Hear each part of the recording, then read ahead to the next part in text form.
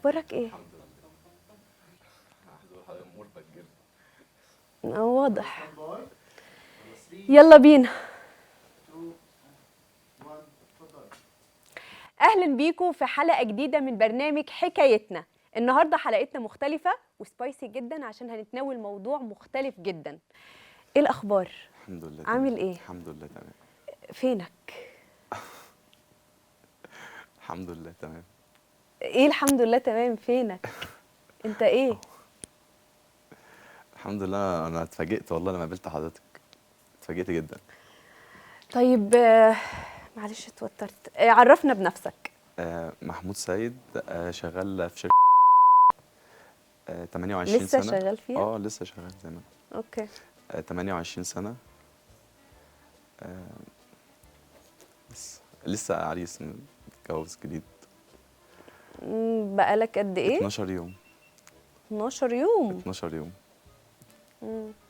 مدام اسماء. اسمك ايه؟ أسماء.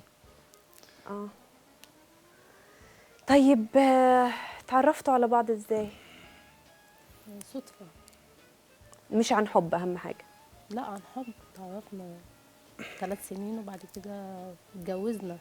كام؟ 3 سنين. بجد؟ وهو بيحبك؟ أكيد. واثقه؟ طب احكي لي، تعرفي عنه ايه؟ يعني سوري، تعرفي عن علاقاته مثلا قبل كده او قال لك حاجه؟ إزاي؟ يعني هو صريح معاكي قال لك عن علاقاته؟ اه. قال لك؟ قلت لها؟ صرحتها بكل حاجة قبل كده يعني، وكمان أنا وأسماء متفقين إن من ساعة ما احنا يعني بدأنا حياتنا مع بعض إن احنا أي حاجة فاتت احنا ننساها واحنا بنبتدي حياة جديدة مع بعض. يعني انت قلت لها كل حاجه؟ معظم الحاجات. معظم الحاجات اللي افتكرتها في الوقت. انت في نفس الوقت يعني.